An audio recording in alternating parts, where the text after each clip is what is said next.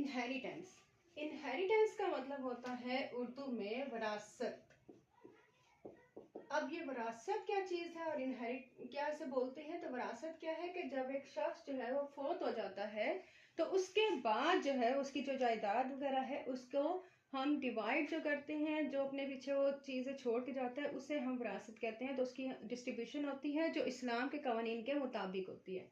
तो उसमें अल्लाह ताला ने जो है वो एक खास कानून बनाया हुआ है कि हमने ये डिस्ट्रीब्यूशन कैसे करनी है, तो हमें उसके मुताबिक करनी है। तो विरासत जो है, इनहेरिटेंस क्या है हमारे पास कि अगर सपोज एक शख्स जो है वो फोत हो जाता है तो उसके अपनी मालियत की कितनी चीज़ें जो है वो छोड़ी हैं, तो मालियत में हमने जो है वो सब कुछ उसका देखना होता है। हमने उसकी प्रॉपर्टी के सारे जो अमाउंट है वो कैलकुलेट करनी होती है। तो उसमें सबसे पहले हम क्या करते हैं, जो इसके फ्यूनरल एक्सपेंसेस हैं, फ्यूनरल एक्सपेंसेस हम वो उसमें से निकालते हैं। ठीक है, उसके बाद जो है वो हम फ्यूनरल एक्सपेंसेस होते हैं हमारे पास, इसका कफन का खर्च, जो उसका कफन दफन का खर्च है वो। उसके बाद हम सेकंड नंबर पे देखते हैं कि उसके ऊपर लोन कितना है, क्योंकि लोन जो है कर्जा जो है वो लाजमी जो है वो हमें उसका उतारना पड़ता है कि कर्जा तो हमने पता करना है कि उस शख्स के पास कितना कर्जा था, तो हम उस कर्जे को पहले उतारेंगे। उसके बाद जो उसकी जायदाद होती है उसमें से जो है वो उसके बाकी जो हिस्सेदार हैं, जैसे उसकी बेवा है, बच्चे हैं, उनमें ये डिस्ट्रीब्यूशन होती है। उसके बाद हम जो है जब ये रिमेनिंग अमाउंट होती है वो हम उसकी बेवा में सबसे पहले करते हैं, अगर विडो है तो। अब विडो में जो है वो क्या होता है कि उसको मिलता है 1/8 पार्ट, 8वां हिस्सा। ठीक है, तो 8वां हिस्सा जो है वो हम बेवा को देते हैं। उसके बाद की डिस्ट्रीब्यूशन उसके बच्चों में होती है। अगर सपोज के कोई औरत फौत होती है तो उसके शोहर को जो मिलता है, ठीक है, जो उसका हमारे हस्बैंड होता है उसको क्या मिलता है, अब उसका हस्बैंड जो है वो लेगा 1/4 पार्ट। फिर आती है बाकी बच्चों की बारी, जैसे बेटे हैं उसके, सन को जो है वो 2 पार्ट्स मिलते हैं बेटी के, तो जो डॉटर होती है उसको हमारे पास आता है 1 पार्ट, उसको हम देते हैं सिंगल पार्ट। तो ये हमारे पास टोटल उसकी डिस्ट्रीब्यूशन है कि हमने पूरी डिस्ट्रीब्यूशन उसकी कैसे करनी है। अब हम इसको जो है वो सॉल्व आउट करते हैं। कोई क्वेश्चन है हम जो है वो उसको देखते हैं कि हम उन क्वेश्चंस को कैसे करें। तो चले हम अब उस क्वेश्चंस को देख की तरफ चलते हैं।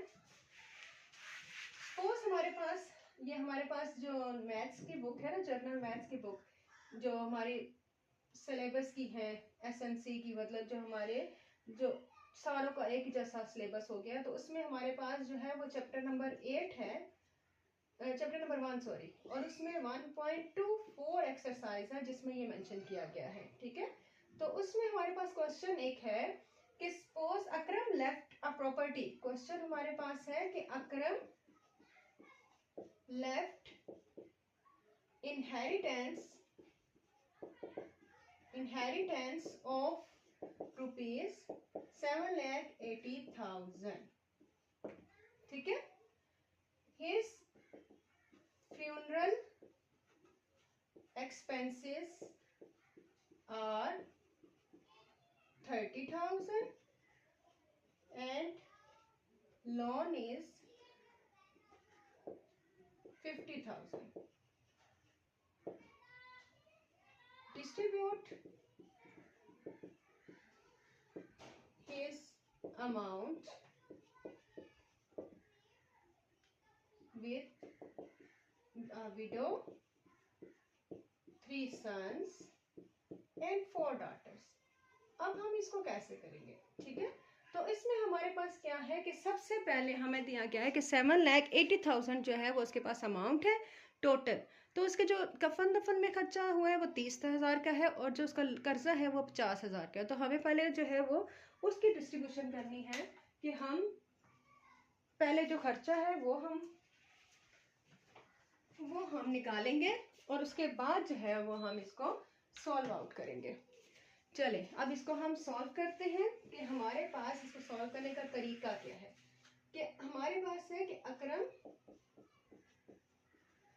अकरम्स wealth is equal to rupees 7,80,000। ठीक है, फ्यूनरल प्लस लोन, वो हमारे पास है 50,000 प्लस 30,000, दोनों मिलाए तो बनते हैं 80,000. Now we will cut this amount from the total amount, then we will get the remaining amount. Remaining amount is 7,80,000 minus 80,000, that will become 7 lakh. ठीक है, 7 लाख है. अब इसको हमें डिस्ट्रीब्यूट करना है फर्स्ट वन इसकी बेवा में, विडो शेयर. ठीक है, तो विडो का शेयर था हमारे पास 1/8 पार्ट. तो हमने क्या करना है कि जो ये 7 लाख है उसके हमने 8 पार्ट्स बना लेने हैं और उसमें एक पार्ट जो है वो उसकी वाइफ का आ जाएगा. तो हम इनकी डिस्ट्रीब्यूशन करें, इनकी कटिंग करें तो 8 की टेबल में 8 8s are 64. ठीक है, then 8 7s are 56, 8 5s are 40, and then now we will get the remaining amount. Remaining amount क्या होगी कि 7 लाख में से हम 8,87,500 माइनस कर देंगे तो ये हमारे पास आ जाएगा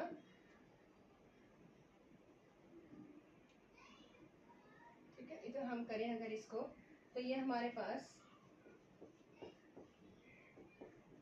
इनको माइनस करते हैं तो हमारे पास जो है वो आ जाएगा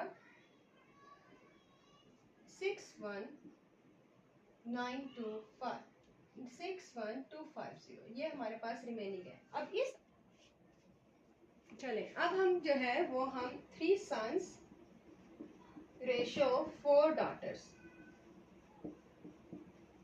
ठीक है, तो 3 sons 3 multiplied by 2, 4 daughters means 4 1s are 4, then 2 1s are 2, 2 2s are 4, then 3 ratio 2 आ जाएगा. सम ऑफ रेशोज हम करेंगे, सम ऑफ द रेशोज 3 + 2 = 5. अब हम करेंगे कि इसके बेटे का कितना हिस्सा है और बेटी का कितना हिस्सा है. तो उसके लिए हमारे पास क्या आएगा कि अब हम लेते हैं इसकी बेटी का हिस्सा. तो सन शेयर हमारे पास आ जाएंगे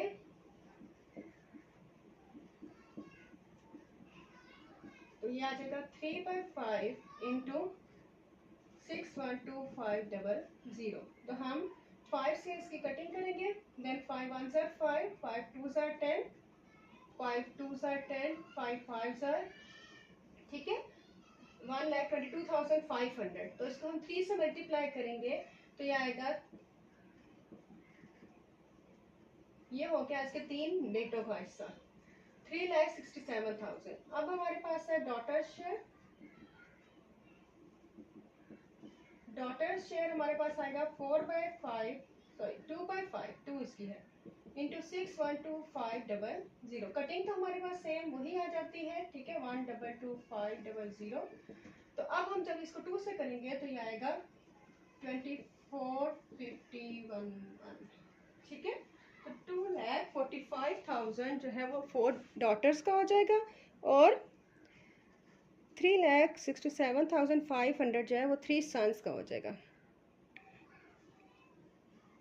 अब हम एक बेटी और एक बेटे का भी निकालेंगे तो वो हमारे पास आ जाएगा ईच सन.